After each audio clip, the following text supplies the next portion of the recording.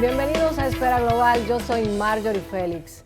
¿Qué les parece si hoy hablamos sobre un tema que solemos reservar para los círculos más privados y más íntimos y no hablamos frecuentemente a lo público? Me refiero al tema de la corrupción administrativa. ¿Les parece si profundizamos en los alcances de este fenómeno, sus límites, cómo se regula a nivel de América Latina y República Dominicana? Lo vamos a ver a lo largo del programa. Inicio diciendo que cualquier acto de corrupción comienza por un delito que es cometido por una autoridad o un funcionario público que abusa de su poder e influencia con conocimiento para alterar el orden, para obtener una ventaja para sí o para un allegado suyo, por lo general de manera secreta y oculta.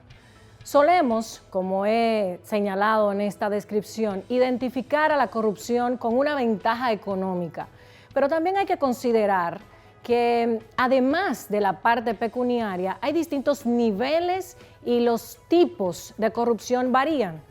Por ejemplo, si nos ceñimos a esta segunda descripción, cualquier acto que sea desviado, cualquier acto que sea contrario a la ley y que tienda, de la naturaleza que sea, con fines económicos o no, a limitar, a obstaculizar, a impedir el sano ejercicio del fin último de la administración pública o del fin general del Estado por la acción u omisión de aquel funcionario que estaba llamado a hacerlo cumplir, es un acto de corrupción. Nosotros vamos a ver esto en el programa del día de hoy para comprender la complejidad y la carga de responsabilidad a la hora de denunciar de corrupción, para quien denuncia, pero también para quien es catalogado como corrupto, sea un individuo, un funcionario o un Estado. En el contexto veremos en los próximos minutos una visión amplia de la corrupción administrativa que trata la cuestión desde el punto de vista de los derechos humanos y la cataloga como un crimen grave contra la democracia, contra el progreso, contra la prosperidad, contra la educación, contra el medio ambiente, contra la salud e incluso contra la vida, porque la corrupción al final da paso a actos que atentan contra la vida humana. Más allá de cualquier consideración economicista del derecho, soy una convencida de que el ser humano en su función social tiene una conjunción de mercado y Estado, de lo moral, de lo ético, de lo reglamentario y lo jurídico, además de lo pecuniario. Vamos a ver el concepto de corrupción que han trabajado instituciones como la Organización de las Naciones Unidas, como la Organización de Estados Americanos y otros centros de pensamiento que han tenido la oportunidad de indagar en este tema. Vamos al contexto.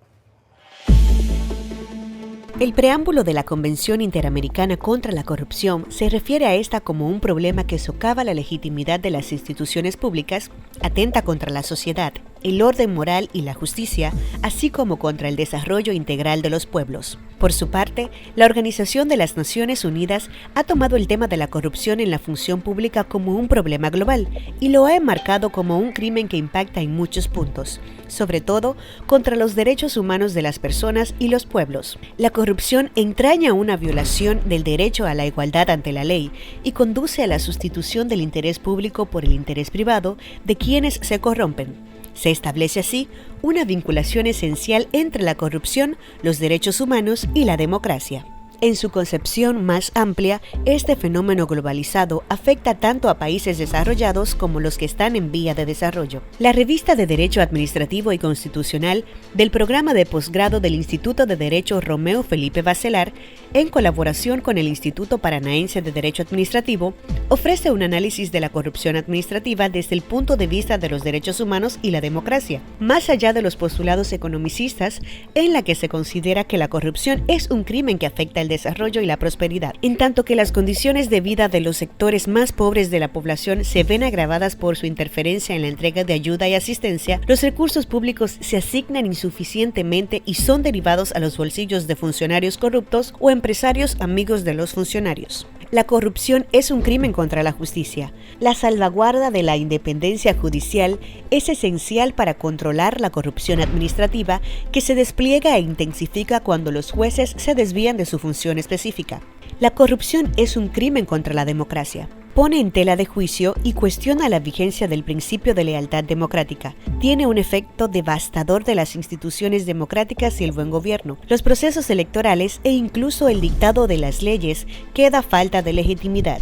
La corrupción es un delito contra el medio ambiente. La irregularidad en el otorgamiento de permisos, licencias o concesiones de uso y explotación de los recursos naturales, el descontrol de las operaciones productivas, generalmente acarrean la pérdida de recursos y la degradación de los ecosistemas. La corrupción es un delito contra la salud. Por lo general, las acciones ilícitas se dirigen a apropiarse de los recursos destinados a brindar prestaciones, fraguando la existencia, cantidad y calidad de las atenciones. También operan prácticas corruptas en la producción y adquisición de suministros médicos. La corrupción es un delito contra la educación. El área de la educación se ve afectada no solo por la sustracción de recursos que debían destinarse a prácticas de educación de buena calidad, sino con el consiguiente rendimiento inferior, altas tasas de abandono y reproducción de las condiciones de marginalidad y, lo que es más grave, se educa a las nuevas generaciones en la tolerancia a la corrupción como regla para tener éxito dentro de la sociedad. La corrupción es un crimen contra la vida. Y eso lo resume todo.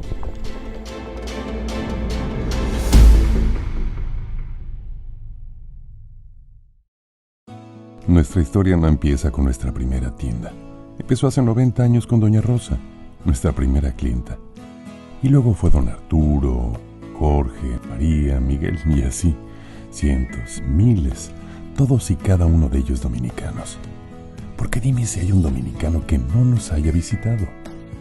Podemos decir que un día entramos a tu casa y nunca más nos fuimos. Desde tu bisabuela hasta hoy. Nuestra historia es tu historia, que tiene miles de historias. Desde los nervios del primer día de clases hasta mira cómo me veo para la graduación. El gustico con el primer sueldo. La primera tele con tu novio. Y el nuevo dormitorio. Y así miles de historias en cada hogar del país. Es tan lindo ser parte de ellas y saber que nos quedan muchas más por vivir. Estamos evolucionando porque queremos estar más cerca de ti muchos años más. Ven, son 90 años juntos y hay que celebrarlo. Te esperamos para hacerlo en grande. Plaza Lama, la supertienda.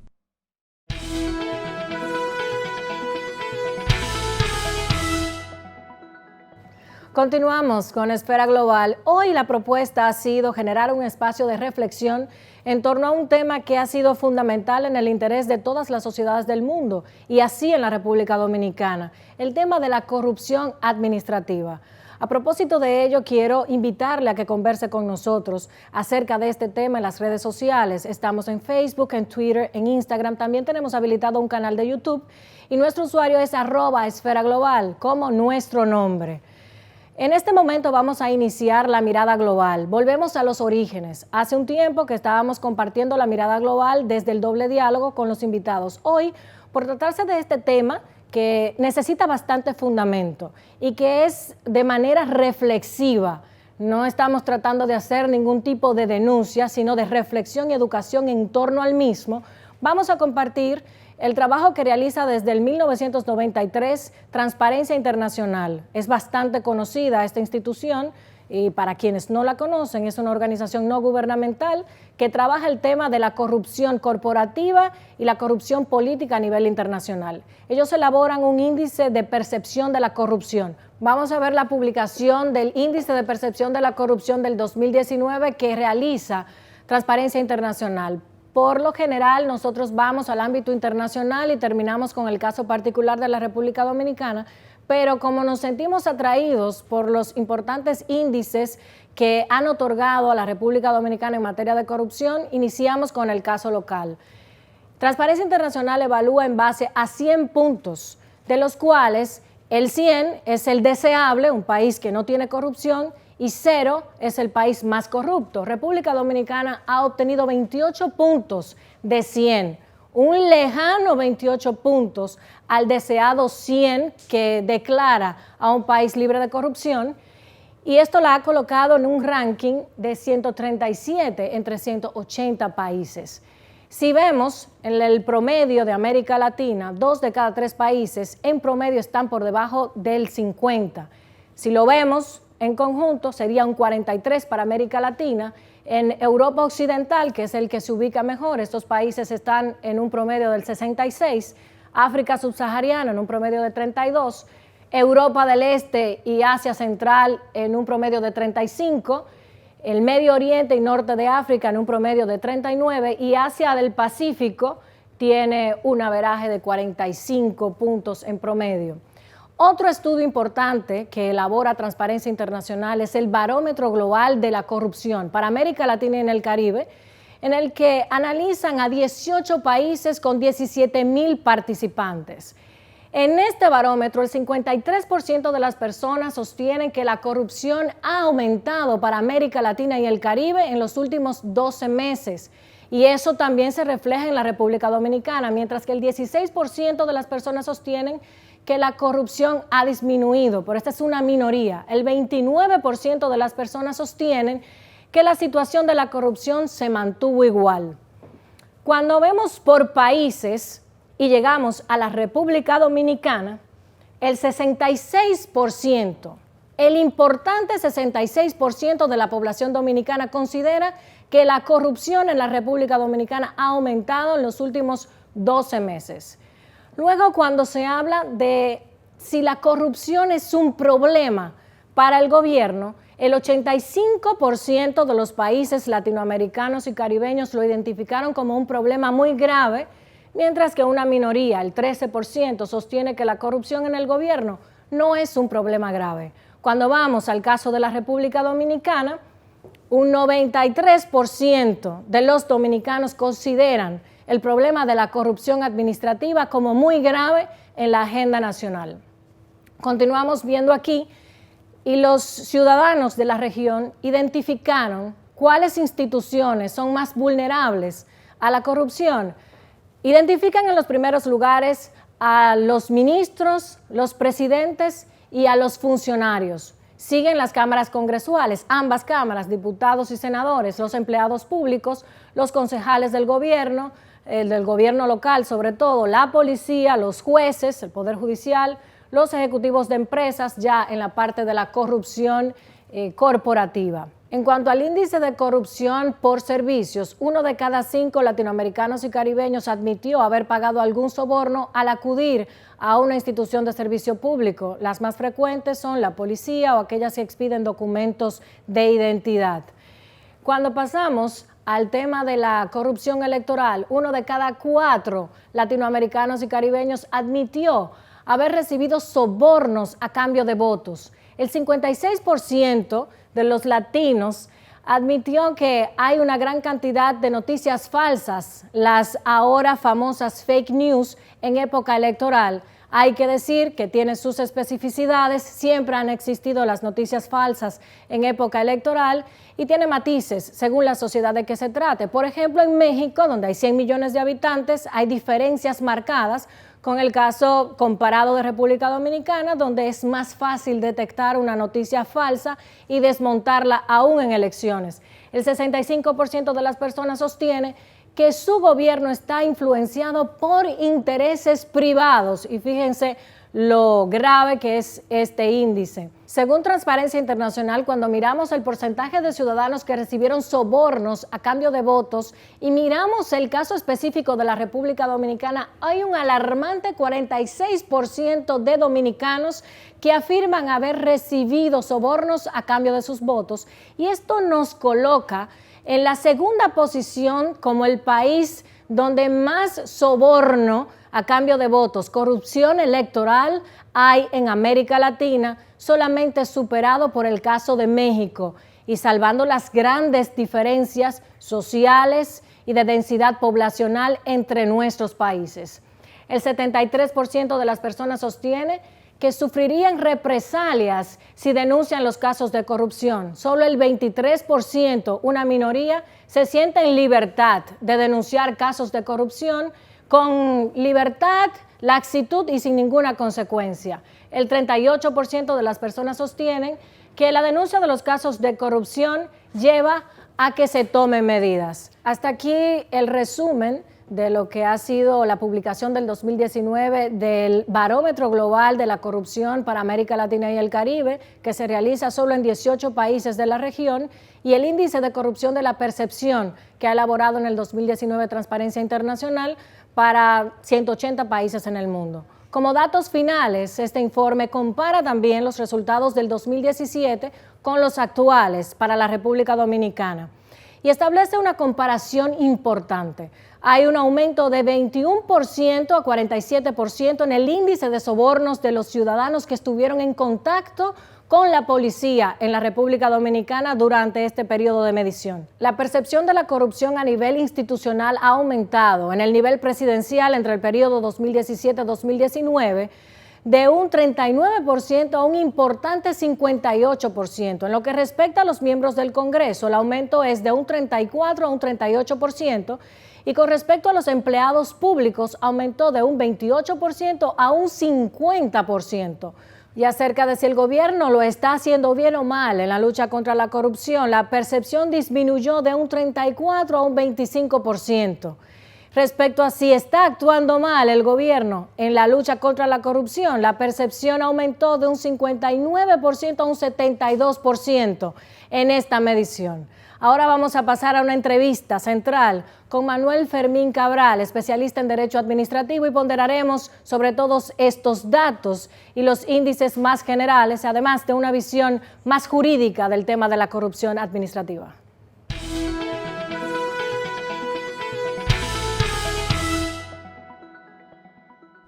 Manuel Fermín Cabral en Esfera Global. Bienvenido, Manuel. Gracias, Marjorie, por la invitación.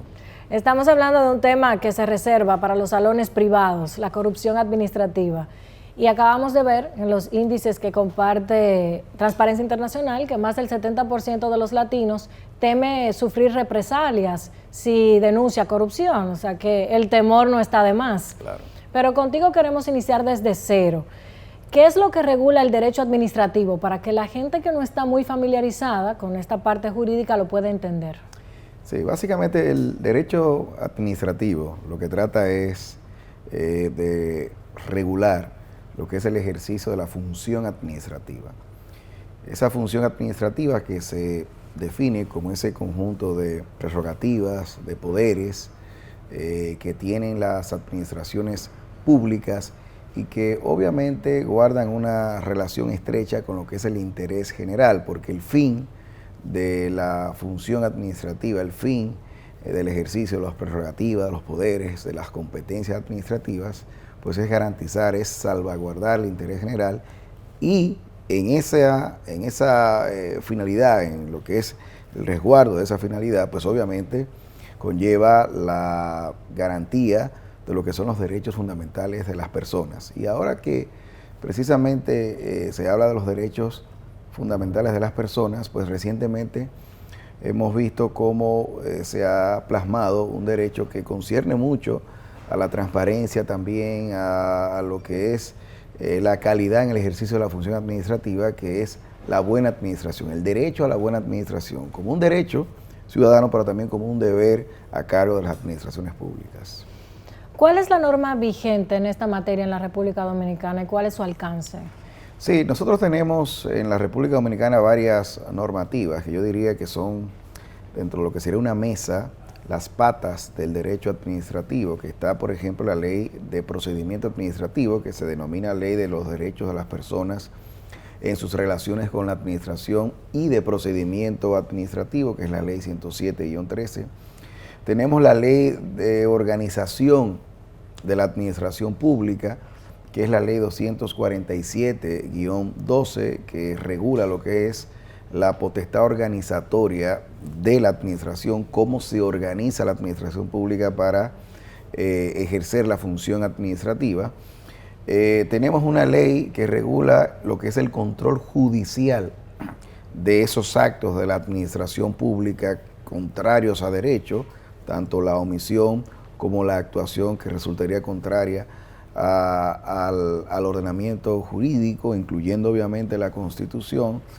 Y ahí hay que decir que eso es una ley bastante vieja, es una ley del 1947, es una ley que necesita readecuarse urgentemente para ponerse a tono con los cambios introducidos en la Constitución del año 2010, que es muy importante decir que esa Constitución del año 2010 de alguna manera constitucionalizó el derecho administrativo, es decir, sentó las bases del derecho administrativo en la República Dominicana. Y luego tenemos otras leyes que conciernen, por ejemplo, al tema del patrimonio, de los bienes públicos, que también es una ley que precisa de una modificación urgente, que es la ley 1832 de 1949, que es la ley de bienes nacionales, que regula todo el tema de los bienes nacionales, de manera que el derecho administrativo sí ha avanzado mucho, tiene una legislación, yo diría que por un lado moderna en lo que concierne al procedimiento administrativo y en lo que concierne también a la organización administrativa, pero otros aspectos como es lo concerniente al control judicial, pues precisan de una modificación urgente. Ya que mencionas la Constitución del 2010, que merece ser recordada, sobre todo ya a una década de su promulgación, en el artículo 138 menciona una serie de principios, como el de eficacia, jerarquía, objetividad, economía, publicidad y coordinación, contra los cuales no se puede, so pena de entrar en un acto de corrupción. ¿Qué es un acto corrupto, según nuestra ley?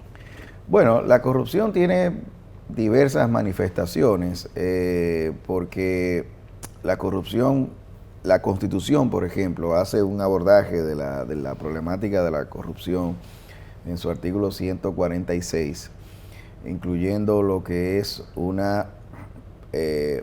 en lo que concierne al enriquecimiento ilícito, que es un delito que está desde 1979 incorporado al ordenamiento jurídico dominicano, que con ocasión de la Constitución del 2010 se establece lo que es la inversión de la carga probatoria, de ahí que el funcionario, de que el servidor público tenga que demostrar lo que es el origen legítimo de bienes que hayan sido declarados, pero que ese patrimonio se haya crecido, haya aumentado injustificadamente, porque de lo contrario se ha de tipificar como en este caso como un delito de enriquecimiento ilícito. Luego esa ley, ese aspecto, por ejemplo, fue abordado en la Ley de Declaración Jurada de Bienes, que es la Ley 311-14, y entonces ese aspecto fue mejorado. Entonces, ese es un aspecto de la corrupción, el tema de cómo los funcionarios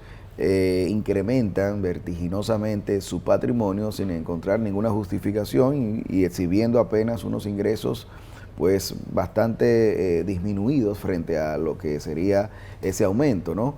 Cuando hacen un uso inapropiado de unos recursos que les son exacto, asignados entonces tú tienes entonces varias manifestaciones, como dije, típicas en el ordenamiento jurídico, como es el tema del soborno, por ejemplo, como es el tema de la malversación de fondos también, todas estas cosas que van de la mano con lo que es la afectación de ese bien jurídico que ha de protegerse, que es el buen funcionamiento de la administración pública, porque a todo esto, cuando se produce un acto de corrupción, lo que básicamente está ocurriendo es que la administración pública, la función administrativa, se ve desviada en sus propósitos legítimos, y de ahí entonces que eso impacte negativamente, por ejemplo, en los índices de desarrollo de un país, y eso afecte, por ejemplo, en la seguridad jurídica, que eso afecte en el clima para atraer inversiones de un país. Y aquí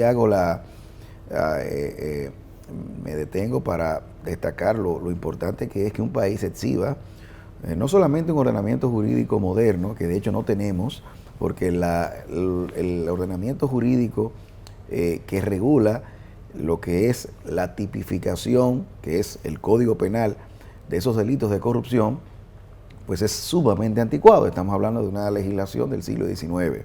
Tenemos la ley de soborno, que es la ley 448-06, pero que es una ley que está muy limitada en su alcance.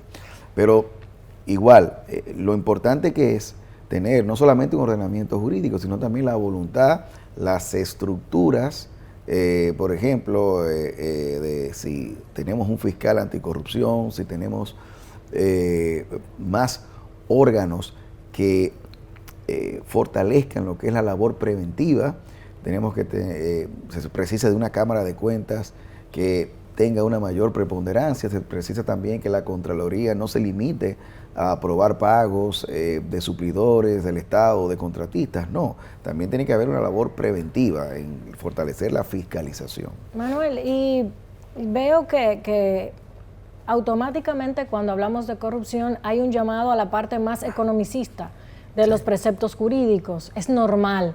Además, en lo común, la gente piensa en enriquecimiento sin causa, la gente piensa en extorsiones, en sobornos. Estoy de acuerdo, pero no del todo en que la corrupción solamente debe ser abordada desde la parte pecuniaria. Hay un equilibrio entre Estado y mercado, pero también entre lo ético, lo moral, y lo vamos a ver en el programa. Pero te lo digo porque la visión que estamos comunicando a través de Esfera Global hoy, y que bien tú señalas, es como la corrupción, un crimen contra todos. Contra la justicia, contra la democracia, contra el medio ambiente, contra la salud, contra la vida. Así es. Y República Dominicana lamentablemente sabe de lo que estamos hablando cuando decimos que la corrupción da paso a la pérdida de vidas, porque abre unas puertas irrefrenables a que entre todo. ¿Cómo tú catalogarías desde un punto de vista jurídico, aunque pueda ser una contradicción, otras acciones u omisiones que no tienen que ver con enriquecimiento, pero que también pueden convertirse en actos corruptos? Bueno, mira, por ejemplo, el tema de las contrataciones públicas. En las contrataciones públicas hemos visto un fenómeno de desviación completamente de lo que es la finalidad de esa normativa. En República Dominicana las contrataciones públicas se regulan por una ley que es la ley 340-06, con unas modificaciones que sufrió la ley en el mismo 2006 con la ley 449-06. Esa ley es realmente el producto, es derivada más bien del DERECAFTA. El DERECAFTA impone a los estados partes, a los estados signatarios, obligaciones que conciernen al tema de las contrataciones públicas, sobre todo para tratar de atraer inversionistas, en este caso empresas constructoras, por ejemplo, estadounidenses, que pudieran venir a República Dominicana y participar legítimamente en esos procedimientos que han de ser competitivos, ¿no? Pero ¿qué ocurre? Esa cadena de eventos que va a desencadenar en un acto de corrupción que va a afectar, como tú bien dices, la calidad de vida de las personas, porque cuando se elige a un mal contratista, que por ejemplo para la construcción de un hospital, pues eso no solamente implica, en el caso de la corrupción en las contrataciones, una sobrevaloración, por ejemplo, de la obra y por consiguiente el impacto directo en las finanzas estatales, sino también que en la calidad de vida, ¿no?, de personas que primero no tienen acceso a esos bienes porque la dilación en la construcción, producto de que se ha adjudicado a un mal contratista, y ya eso implica pues un problema importante a considerar, sino también esa desviación de recursos que pueden dirigirse a la construcción, por ejemplo, de escuelas o a la implementación de políticas sociales, de asistencia social, que de repente se quedan en las manos de los contratistas y luego, obviamente, de los funcionarios que realicen las adjudicaciones. Los privilegios entran dentro del campo de la corrupción. En la parte electoral hay corrupción. Privilegios, por ejemplo, en el tema de la designación de funcionarios. Por ejemplo, en España se castiga lo que es la sobreabundancia en la nómina, lo que yo llamo el abultamiento de la nómina pública, que obviamente se hace en muchas ocasiones con fines electorales, lo cual es corrupción también, porque eso en definitiva conlleva la desviación de la finalidad esencial en la función administrativa, implica un desdoblamiento de los fines legítimos de la administración pública para en este caso llevarlo a fines espurios, ¿no? Finalmente, Manuel, ¿cómo se castiga la corrupción administrativa en la República Dominicana? Bueno, tenemos un problema con el tema del castigo, obviamente dependiendo del tipo penal. En el caso de, por ejemplo, del soborno, que lleva penas contempladas en el Código Penal, penas de reclusión y por consiguiente de privación de libertad, obviamente, pero tenemos un problema, y es que primero ese Código Penal, que es tan antiguo, que es tan viejo, pues en la mayoría de esos casos llevan pena de hasta 10 años o 20 años. Está el tema del lavado de activos, que también puede, está obviamente... una ley especial, ¿no? Que son leyes especiales, exactamente, igual que la ley de sobornos, que tiene penas de 3 a 10 años. En el caso del lavado de activos también se ven penas de hasta 20 años. El problema es que hay que interactuar viéndolo como lo que son leyes especiales, que son, por consiguiente, no están fuera del Código Penal, de la codificación penal, que es lo que, insisto, requiere una rápida intervención legislativa, porque muchas veces se quedan, Marjorie, muchos hechos, muchas conductas se quedan en el aire porque no encuentran un resguardo típico, es decir, no encuentran una tipificación en el ordenamiento jurídico que castigue, que prevea esa conducta como un delito, como un crimen. Para utilizar esa terminología francesa, del delito, del crimen y esto. Entonces, es más dramático. Exacto. Se requiere, pues, una intervención legislativa. No lo digo para aumentar las penas, que yo no creo que sea el factor determinante en este aspecto. No, para ser efectivo. Sino para ser efectivo en lo que es la configuración de esas conductas, de que esas conductas queden entonces configuradas en el ordenamiento jurídico y no queden impunes, ¿no? Producto de que no haya intervención legislativa. Muchas gracias, Manuel, por concedernos este espacio de reflexión contigo. Como siempre, bienvenido a Esfera Global. Gracias, Mario. Gracias. Continuamos.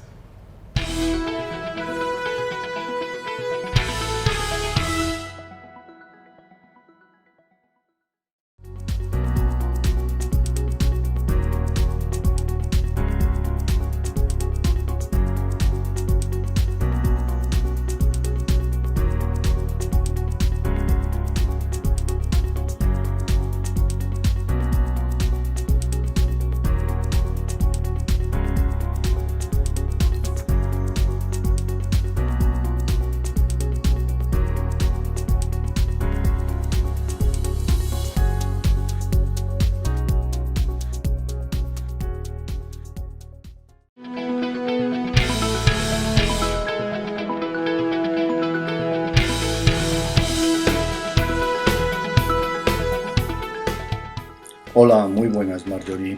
Respondo a tus preguntas desde Madrid. Me preguntas por la corrupción administrativa. La corrupción administrativa se diferencia de la corrupción política en que la corrupción política es la que realizan los cargos políticos, los electos, los diputados, los altos cargos políticos. Y la corrupción administrativa es la que realizan los funcionarios, los servidores públicos, desde los médicos hasta los policías, etc., ¿no? Normalmente, cuando hay corrupción administrativa alta, es que hay corrupción política también alta. Pero puede darse que haya corrupción política alta y la corrupción administrativa sea baja. Tener un funcionariado profesional y bastante honesto, aun cuando los políticos puedan desarrollar actividades corruptas. Ese es el caso de España, por ejemplo. Los casos de corrupción. Hay múltiples casos de corrupción en todo el mundo. Hay países que han sido gobernados por auténticos cleptócratas. Ustedes recuerdan la terrible situación bajo Trujillo, robaba todo, el país era suyo. Eso ha pasado también en algunos otros países en África, República Centroafricana, en Zaire, ha pasado en gran medida en Filipinas. Bueno, esos serían los casos que llamamos brutales de corrupción desde el tope, desde la dirección del Estado, donde todo se compra y se vende por parte del dictador que usa el país como si fuera su propiedad. Pero a partir de esto, luego si hay casos muy importantes sin que se dé ese tipo de circunstancias de un gobernante cleptócrata, en una dictadura normalmente, claro. Y en las democracias ha habido escándalos muy fuertes de corrupción y el más claro últimamente ha sido Odebrecht, que también ha pillado a la República Dominicana y es un caso muy, muy grave porque implica a miles de personas, implica a gobernantes de muchos países, implica a una empresa muy importante y implica pues porque se pone en duda todo el sistema de financiación de partidos en muchas de las democracias latinoamericanas. Y finalmente, ¿cómo luchar contra la corrupción? Bueno, la verdad que si lo supiera perfectamente me estarían dando el premio Nobel en este momento, pero creo que hay algunas cosas que sabemos. Para empezar, que cuando uno se dedica a luchar contra la corrupción tiene que tener una visión global, no solo centrarse en un órgano, ni siquiera en el poder ejecutivo, sino que hay que ver cómo funciona el legislativo, sus debilidades, su nivel de corrupción, el poder judicial, ver también el sistema empresarial, si tiene mecanismos para prevenir y luchar contra la corrupción, ver los medios de comunicación, su papel en la lucha contra la corrupción, ver los órganos de control, los tribunales de cuentas o cámaras de cuentas, etcétera, cómo funciona, porque todos juntos son los que tienen que, de una forma u otra, ser mejorados para que la corrupción no sea sistémica. Entonces, lo que nosotros, desde, por ejemplo, Transparencia Internacional, decimos es que hay que tener una visión holística, atacar todos los flancos débiles del sistema, no solo los que hay en el Ejecutivo, sino también en el Poder Judicial, en el Legislativo, en los medios de comunicación, en las empresas, etc. Y una vez que uno tiene claro esa idea, pues tener un gran plan estratégico que intente ir a por todo. Pero luego es verdad que hay que priorizar. ¿Y dónde priorizaríamos, no? Pues para empezar yo creo que hay que priorizar en un Poder Judicial independiente y una Fiscalía, un Ministerio Fiscal independiente, claramente independientes. Que no haya quien les pare cuando hay una investigación por corrupción. Y al mismo tiempo necesitamos una administración pública profesional. Hay que consolidar un sistema meritocrático. El ingreso, la carrera en la administración tiene que estar dependiendo del mérito, no del partido que está en el gobierno. No puede estar dependiente de quién es tu jefe. Mi carrera tiene que depender de mi trabajo, de mi esfuerzo. Cuando estoy en la administración, pues nadie tiene por qué echarme si yo hago bien mi trabajo, si soy honesto, si cumplo con las leyes, si trabajo de forma eficaz. En última instancia, yo creo que Poder Judicial independiente, administración meritocrática son elementos fundamentales. Y luego tener sistemas para proteger a los denunciantes, creo que es algo, a quienes alertan de corrupción, es algo fundamental. Igual que es muy importante, pues lógicamente, tener normas de transparencia, sistemas de rendición de cuentas, etc. Pero si yo tuviera que priorizaría Poder Judicial independiente y un sistema meritocrático, ¿no? Y luego que todos los órganos de control, lógicamente, también tienen que tener garantizada una independencia, desde la Comisión de Ética hasta la Cámara de Cuentas, pasando por la Defensoría del Pueblo, etcétera. Todos sistemas de control bien diseñados, coordinados para evitar los abusos del poder y la corrupción. Y nada más, muchísimas gracias por escucharme y hasta la próxima.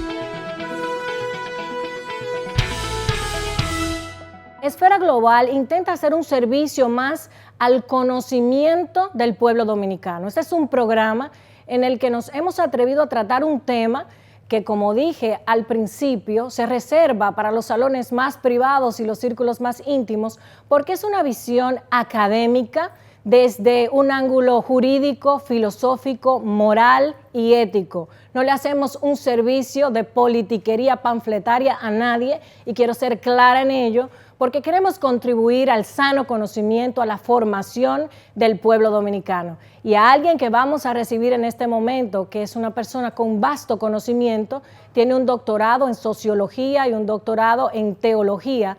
Además, es rector de una institución académica de mucho prestigio en nuestro país, el doctor Marcos Villamán. Hablaremos desde el punto de vista filosófico, moral y ético de la corrupción administrativa. Gracias, doctor, por estar con nosotros. Muchas gracias. Bienvenido a Esfera Global. Muchas gracias. Puede sentarse. Como ya introduje en su presentación, Esfera Global siempre se preocupa por hablar con la gente. Por lo general, cuando uno habla de corrupción en sentido laxo o corrupción administrativa, entiendo, y de manera respetuosa lo digo, entiendo que hay una doble moral. Porque cuando vemos una ventaja, un favor o un beneficio de un tercero, solemos categorizarlo, señalarlo o criticarlo con dureza. Pero cuando ese favor, ventaja o beneficio es para nosotros, se presenta como una oportunidad y hay que agarrarla rápido. Pero es una oportunidad merecida porque se trata de mí. Desde el punto de vista de la filosofía, ¿cuáles son las nociones básicas que describen la corrupción que hay en la psiquis o en la estructura que conforma este tipo de conducta o comportamiento? Insisto, la corrupción es básicamente un hecho social, aprendido.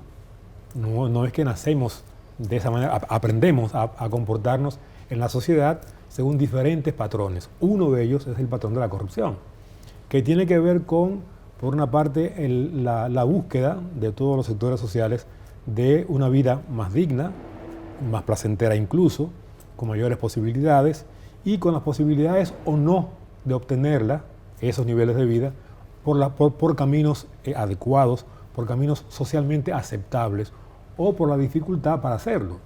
En los países, en este caso de América Latina, todos sabemos que, aunque hemos crecido últimamente, ha habido históricamente grandes dificultades para que los sectores populares más amplios accedan a niveles de vida dignos y por consiguiente no tengan que ver con buscar otros caminos para poder llegar a vivir con dignidad. Y que, haciendo eso, estarían dispuestos a pagar el precio del trabajo, del sacrificio, del esfuerzo para conseguir esos niveles. Cuando eso no es posible, como ha sido el caso en América Latina ampliamente, yo pienso que ha mejorado, pero aún tenemos niveles importantes de esa problemática. Cuando eso no ocurre, estamos empujando a la gente, lo queramos o no, objetivamente la empujamos a buscar los caminos posibles para llegar a niveles de vida mayores.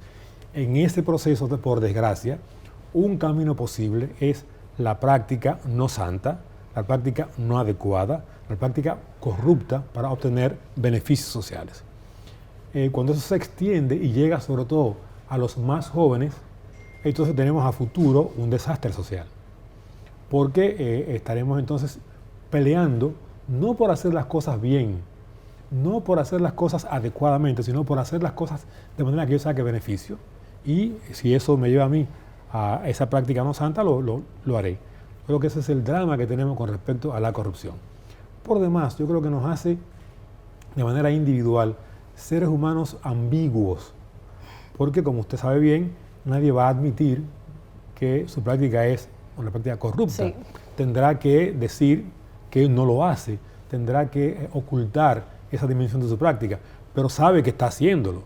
Entonces nos lleva a un estilo de vida dual, fingido, que implica dificultades para la honestidad y la transparencia. Cuando pedimos entonces transparencia a los gobiernos y a los estados, pero tenemos ese trasfondo que acabo de indicar, estamos pidiendo casi un imposible. Doctor, detrás de un corrupto hay un corruptor, que es el que va empujando el modelo. Detrás de un corruptor hay un sistema complaciente adaptado a ello. Y de fondo, y de manera lamentable, hay una sociedad que también lo recibe, que identificamos a un gobierno, a unos funcionarios y a la propia sociedad. Si esto viene desde la confección misma del Estado, está enquistado en el corazón de la propia política, es un fenómeno social, ¿cuáles son los remedios que se han planteado desde los orígenes y que ahora entiendo que no han funcionado, porque lo que hablan los índices es de que en promedio más del 53% de los países latinoamericanos admiten que los últimos 12 meses han sido de un repunte de la corrupción. Bueno, yo pienso, e insisto en mi idea, yo pienso que hay que ubicarse en la práctica histórica de los países de América Latina, entendiendo que la lucha de los países de América Latina en los últimos años, pero décadas, es por niveles de vida dignos. En una región en la cual las grandes mayorías nacionales han sido excluidas del bienestar. Ese es el contexto en el cual nos tenemos que ubicar. En ese marco, desgraciadamente, para mucha gente, cualquier camino es posible para salir de la pobreza y del desastre social. Cuando eso se ve así, estamos objetivamente legitimando prácticas inadecuadas. Entonces, un primer elemento es poder entender que luchar contra la corrupción pasa por construir, insisto, niveles de justicia social que sean realmente decentes, que sean realmente adecuados para que la gente tenga la posibilidad de ver que por caminos no corruptos es posible acceder a niveles de vida decentes. Ese es creo que es un primer elemento. Creo que ahí coincidimos bastante, doctor, y perdóneme que intervenga, porque es recurrente en mi citar que hablar de democracia sin garantías básicas y fundamentales para la población es una estafa. Entonces, el principal problema viene con el tema de la democracia incomprendida en el tiempo. Es una estafa, es una práctica engañosa en ese sentido. La democracia no es eso, pero desgraciadamente tenemos que aprender a convivir con eso en América Latina para mejorarlo. Sin pretender, que es el siguiente punto que quería plantear, que podemos acceder a un nivel, a un estado de total ausencia de prácticas corrompidas. Eso es imposible socialmente hablando, pero una cosa es que uno admita que habrá siempre niveles de corrupción a los cuales debemos controlar. Otra cosa es plantear que la sociedad en la que vivimos es una sociedad corrupta, en el sentido de que la manera dominante de hacer las cosas es por la vía del engaño, de la práctica ocultada, la búsqueda de mecanismos no adecuados para enriquecerse. Eso es otra cosa. Entonces, yo creo que hay que situarse de manera socialmente inteligente, que es, hagamos una sociedad que tiene capacidad vía la ley y la educación de plantear y empujar a prácticas decentes y no corrompidas, y al mismo tiempo hagamos el esfuerzo porque la gente entienda que eso lo puede hacer y se comprometa a una práctica de esa manera. Doctor, en este programa también intentamos ofrecer una visión laxa, totalmente amplia del concepto de corrupción o corrupción administrativa. Me ha fascinado incluso entrar en el tema cuando estábamos elaborándolo, porque encontramos una definición de la que, confieso, antes no había observado ni me había detenido a ponderar, que plantea la corrupción como un crimen. Yo diría que un crimen contra todos, porque atenta contra la democracia, sabemos que hay corrupción electoral, contra la justicia, va a dañar la independencia de poderes, contra el medio ambiente, porque incluso en las prácticas deshonestas, concesiones de permisos, también se afecta el medio ambiente, contra la propia salud, contra la vida. Y República Dominicana ha visto casos lamentables, que no vale la pena citar, que sí al final se abren las puertas hasta incluso llegar a atentar contra la vida del ser humano, porque la corrupción es como un camino que no tiene fin. ¿Cómo nosotros desactivar la relación automática del concepto de corrupción con lo meramente pecuniario o la visión economicista del derecho? Porque también me he dado cuenta que hay acciones u omisiones por parte de las personas o los funcionarios o quienes deben administrar justicia, quien sea que ostente un cargo público, que tengan que ver incluso con dejadez, con irresponsabilidad, no solo con ambición, porque también tenemos que entender esto, puede convertirse o dar lugar a un acto corrupto. Yo diría, yo vincularía esto que usted acaba de enumerar con dos conceptos que para mí son fundamentales para poder entender el tema corrupción y cómo podemos enfrentarlo, que es confianza y responsabilidad. Cuando hay una práctica corrupta, se supone que hay condiciones que hacen posible que eso sea así. No solo condiciones sociales, pero partimos de las condiciones sociales. Ahora, el sujeto, una vez que está en ese mundo de lo social, tiene caminos diversos posibles. Una es acceder a admitir la corrupción como un camino válido o decir que no. E intentar un esfuerzo para que el camino que va a elegir para resolver su problema social e individual sea un camino adecuado, sea un camino que realmente genere elementos de confianza en aquellos que están trabajando con él o actúan con él. Por eso digo, la confianza es fundamental. Yo tengo que confiar en que usted va a actuar correctamente siempre, y usted igual conmigo. Eso nos da la posibilidad de una relación de confianza. Pero yo puedo traicionar esa relación y actuar de manera que usted piense que yo estoy haciéndolo bien, pero estoy realmente por debajo haciéndolo mal. Es una irresponsabilidad. Sí. Yo pienso que hay que insistir. La formación en los principios. Fundamentalmente, es decir, que hay principios elementales que son humanamente necesarios, que son los que nos pueden conducir a actuar correctamente. Y que actuar correctamente es una condición de lo social, de la vida social adecuada. Si hacemos eso, creo que podemos ir construyendo eso, repito que decía, de elementos de confianza y de responsabilidad para que desde niños no tengamos que aprender a ocultar, a mentir para conseguir, sino a actuar adecuadamente, a actuar responsablemente, pensando y esperando que esa actuación me llevará a mí a consecuencias adecuadas. Cuando eso no ocurre, la sociedad está empujando, está llevando a que los más jóvenes y después los más adultos actuemos de manera engañosa, de manera oculta, para hacer las cosas que yo sé que están mal hechas, pero que según yo mismo tengo que hacerlas para poder sobrevivir. Yo creo que eso es un desafío en América Latina. Creo que si no somos capaces de atender eso, la gente joven que no es estúpida, se va a dar cuenta que los caminos sociales propuestos no son reales y no tendremos una sociedad decente en general. Y en esta cadena considerar la formación en principios, en valores, volver a la ética, volver a lo moral, a lo correcto, a lo que no solamente es políticamente correcto, socialmente correcto, a la esencia del ser. Claro. El único ente viviente que tiene capacidad de actuar en ese sentido es el ser humano. La ética es una dimensión de lo humano, la moral una dimensión de lo humano, pero eso evidentemente es una dimensión educable. Si no aprendemos a actuar éticamente en corrección, no lo podremos hacer. Las tendencias humanas tienen que ser siempre encaminadas, y en este caso a través de la ética y la responsabilidad y la moral. Yo creo que en nuestro país y en América Latina estamos en posibilidad de mejorar esas prácticas sociales desde el punto de vista de lo ético y lo moral. Porque si no lo hacemos, y para mí es el gran problema, vamos a seguir construyendo injusticia social. Porque vamos a seguir favoreciendo a que grupos sociales se enriquezcan a través del trabajo de los demás, sin darse cuenta que eso es éticamente inadecuado.